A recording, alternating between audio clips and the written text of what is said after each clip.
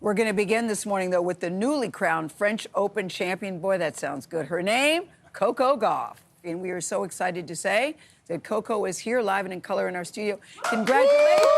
Congratulations! This is Coco Gauff. Coco Gauff has finally spoken up after that shocking French Open win. And trust me, what she said has everyone talking. The 21-year-old didn't just lift a trophy. She sent a message to every critic, rival, and expert who said she couldn't do it. So, here's the real story behind Coco's big moment. Do you think Coco's win shut down her haters for good? Or are they still finding excuses? Drop your thoughts below. The champion looks like.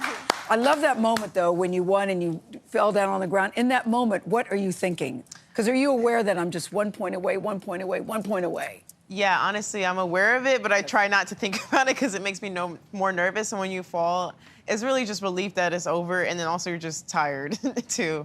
So, let's talk about it. Coco Gauff, the same girl who burst onto the scene at 15, took down Venus Williams and instantly became tennis's next big thing. Just went out and won the French Open. But instead of enjoying her moment, she's had to sit through headlines, side comments, and weird excuses from people who just can't handle it. When Coco won that match, it wasn't just about skill. You could see the mix of emotions in her face. The fall to the ground? That wasn't for drama. That was 6 years of pressure finally lifting off her shoulders. Imagine being told since you were a teenager that you're the future of tennis. Sounds flattering, right? Until every loss becomes a disappointment, and every win becomes luck. Losing the first match point, Yes. felt like I was holding my breath the whole game, and then I could finally breathe. And that's what I want to know about losing the first match point. How you still stay focused and stay motivated. One person wrote this about you: what poise that carries her through lapses and enables her to maintain her cool while opponents lose theirs. Yeah, that first match point was crazy because she shanked it and I thought it was going out. So I kind of felt my heart rate spike up and like kind of getting ready to celebrate, and the ball went in. And then I was like, are you serious? And then I went down a break point, and then I don't know, I was just like, just give me one more chance. I was like, God, give me one more chance. I'll take advantage of it this time. And then she finally wins the French Open, one of the hardest Grand Slams to win. The clay surface makes the ball bounce slower, the rallies are longer, and the heat is brutal. You need patience, fitness, and mental toughness. Coco showed all of that. But of course, some folks still had to find a reason to discredit it. And got more windy, and also I think I was over-emotional, and I think today I didn't really handle myself quite well, mentally, I would say. So basically that's it. I was just making unforced errors. Like, I don't know, I have to check the statistics. I think she won the match not because she played incredible, just because I made all of those mistakes from, like, if you look from the outside, kind of like from an easy balls. That hurts. I mean, especially when you've been playing really great tennis during the whole week. You know, you've been playing against a lot of tough opponents, Olympic champion, Iga, you know, and then you go out and you play really bad. Like, I don't know, I think if Iga would win me another day, I think she would go out today and she would get the win. It just, you know, like, yeah, it just hurts. Honestly, it hurts. Like, been playing really well, and then in the last match, go out there and perform like I did. That hurts. Case in point, Aryna Sabalenka's little "she won because I made mistakes" comment. Ah yes, the classic sore loser statement. Because apparently in tennis, when you lose, it's never your opponent's talent. It's just your bad day. Coco handled that like a pro, though. She didn't snap back or get emotional. She just smiled, stayed classy, and said she understood it was a tough match in tough conditions. Translation: girl, please. I won fair and square. And honestly, her calm response made Sabalenka's words look even weaker. Coco basically showed that grace beats attitude every time. But her real power came after the match, not during the press conference. It was in what she said online. Her Instagram post hit hard. Having doubt enter your head is impossible to escape, but not impossible to overcome. After this win, you wrote something on Instagram that is fantastic for athletes, but I think it's applicable to anybody in life. You wrote, "Learned having doubt enter your head is impossible to escape, but not impossible to overcome." Ooh. That is a bar. Nate, that's good. That is great. So the question I have, even at this point in your career, as talented as you are, you still have self-doubt? And then how do you get yourself out of those moments? Yeah, I have a lot of self-doubt, and I'm very open about talking about it because I feel like a lot of people deal with that in everyday lives. Yeah. And yeah, I realized that I just try to redirect those positive thoughts, even if you don't truly believe them. But eventually, when those moments are tough and you don't know your back is against the wall, you don't know where to lean on, you try to lean on the positivity and the belief. And I think that's what carried me through that match and honestly throughout the whole tournament. Yeah. That line? That's not just for tennis players. That's for everyone who's ever been told they're not enough. And the best part? She wrote it herself. No PR script, no polished team-approved quote. Just Coco being real. Let's rewind for a second, though. The win didn't come easy. The match itself was intense. She lost her first match point, and for a second, you could almost feel her frustration through the TV. Most players would have cracked, but Coco kept her head straight. She literally said she prayed for one more chance and promised to take it. And when she got it, she finished strong. That's what separates her from others. That mental reset. She doesn't rely on drama or tantrums like some top players do. She resets, refocuses, and moves on. That's maturity you don't often see from a 21-year-old in sports. Now, let's not pretend Coco hasn't had her share of haters. When she first came on tour, she was the next Serena. Everyone said it. And when she didn't immediately start winning majors, those same people started calling her overrated. Because apparently, you're only allowed to succeed if it happens instantly. The media loves a quick success story, but hates patience. She's been dealing with comparisons, criticism, and constant pressure since she was a kid. Think about it. Most 15-year-olds are worried about homework. Coco was dealing with ESPN analysts breaking down her serve on national TV. And yet, here she is, holding the French Open trophy while those same analysts are trying to explain how it wasn't a real challenge. The funny part? Coco doesn't even seem bitter. She laughs it off. During her recent interview, she admitted she still gets self-doubt. But she also knows how to turn it into motivation. She said she forces herself to think positive even when she doesn't feel it. That's not arrogance. That's discipline. It's what real champions do.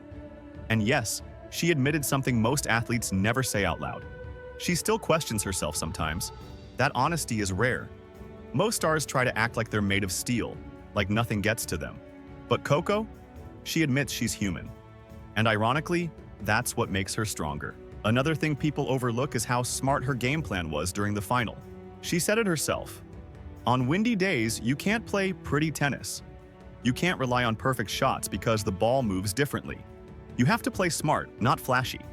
Coco played like someone who actually understands the game, not someone who just hits hard and hopes for the best. She adjusted, adapted, and took advantage of her opponent's mistakes. That's called strategy, not luck. It's funny because Sabalenka's comment actually proved Coco's point.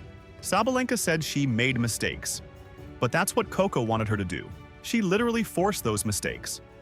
So, in a weird way, Sabalenka complimented her without realizing it. But you know what really stands out? How Coco's confidence has evolved. When she first joined the Pro Tour, she admitted she felt like she didn't fully belong. She had that happy to be here energy. Over time, though, she realized she earned her spot. She worked, she fought, and she learned. Now she knows she belongs at the top. Not because someone said she could, but because she proved it herself. She even said it straight up. She used to read too much social media, and it got to her. People commented on her game style and technique. She said it made her doubt herself.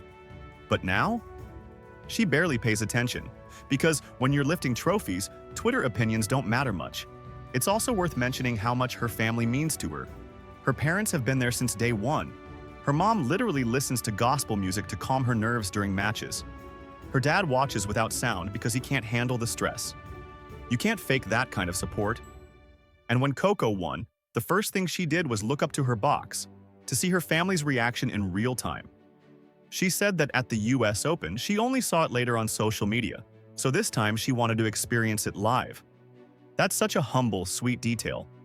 It reminds everyone that despite the fame, she's still grounded. Now, let's be honest. The tennis world isn't exactly kind to young black women. Coco's had to handle stereotypes, extra scrutiny, and weird double standards from day one. When she shows emotion, it's attitude. When others do, it's passion. But she never plays the victim card. She just keeps working. Her success speaks louder than any complaint ever could. Even off the court, Coco's growing into her voice. She's smart, respectful, and never afraid to speak on real stuff. During interviews, she's said things that most adults struggle to express. That mix of maturity and honesty is rare, especially in sports where most players just repeat safe answers. And you can tell her upbringing played a big role. Her parents taught her not to let wins change who she is, and it shows. When reporters try to bait her into controversy, she handles it with grace. When rivals throw shade, she doesn't take the bait. It's almost funny how her calmness makes her critics look desperate. Some fans have even compared her composure to Serena Williams in her prime, except Coco adds her own modern twist. She doesn't shout, she smiles. She doesn't brag, she just posts one line on Instagram that makes everyone reflect on their lives. That's quiet power. And yes, she's already thinking ahead. After her French Open win, she said she's heading home, resting, then preparing for Wimbledon. No bragging tour, no ego trip. Just back to work. That's how you build a legacy, by keeping your head down and your focus sharp. The craziest part? She's only 21. That means she's got a decade or more of tennis left. And if she's already this mentally strong now, just imagine how tough she'll be in 5 years.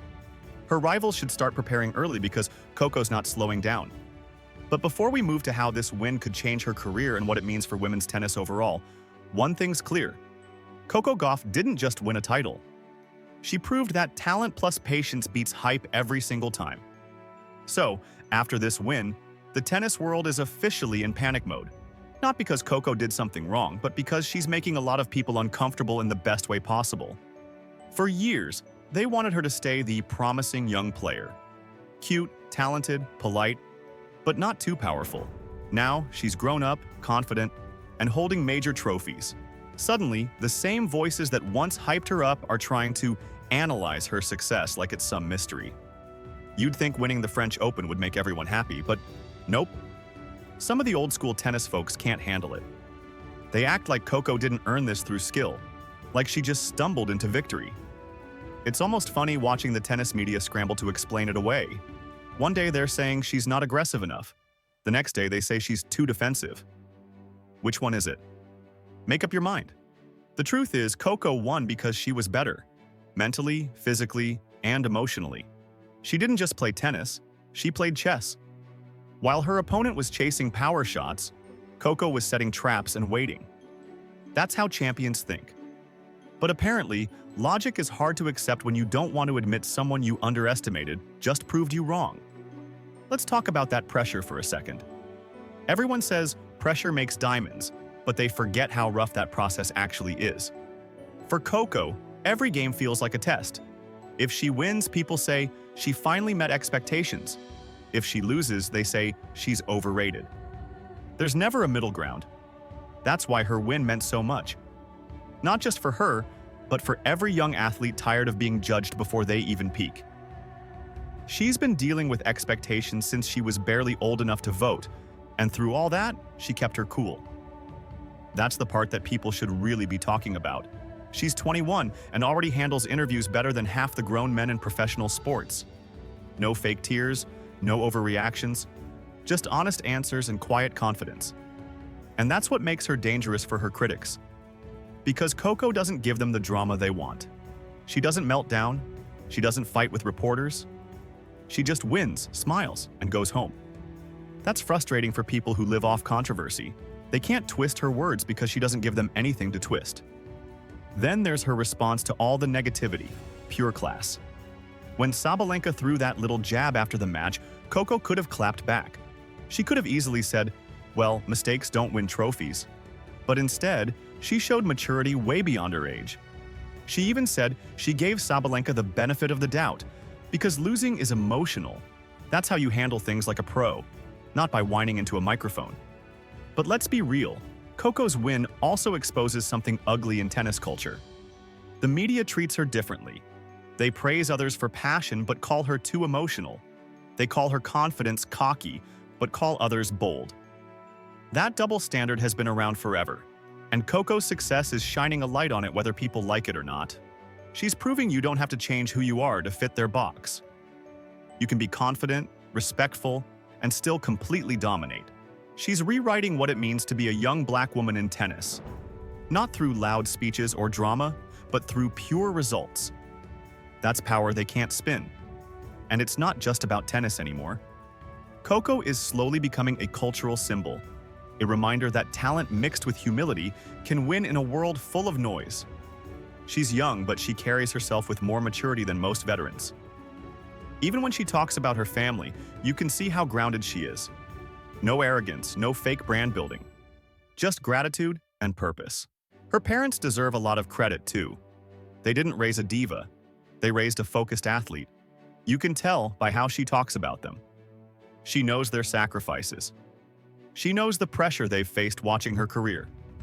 And that's why she always points to them first after a big win. That's real. Now, what's next for Coco? Wimbledon. She said she's heading home first, taking a short break, and then it's back to work. That's how winners think. No world tours, no endless interviews about how great she is, just getting better. She's not chasing fame, she's chasing legacy. But here's where it gets funny. The same critics who used to question her mental strength are now calling her too focused. Like somehow being humble and hardworking is suspicious. Maybe because they're used to players who need drama to stay relevant. Coco doesn't need that. She lets her racket do the talking. She also reminds people that confidence doesn't mean arrogance. She believes she belongs because she's earned it. When she was younger, she said she had youthful ignorance. She believed she could beat anyone because she didn't know better. Now, she knows better, and she still believes it. That's experience meeting belief. Dangerous combination. Coco Gauff's win wasn't just a victory. It was a warning shot to every critic who wrote her off too soon. She's only getting started, and if this is how she plays at 21, tennis might need a new rulebook. What did you think about her calm response after the match? Drop a comment, like, and subscribe for more.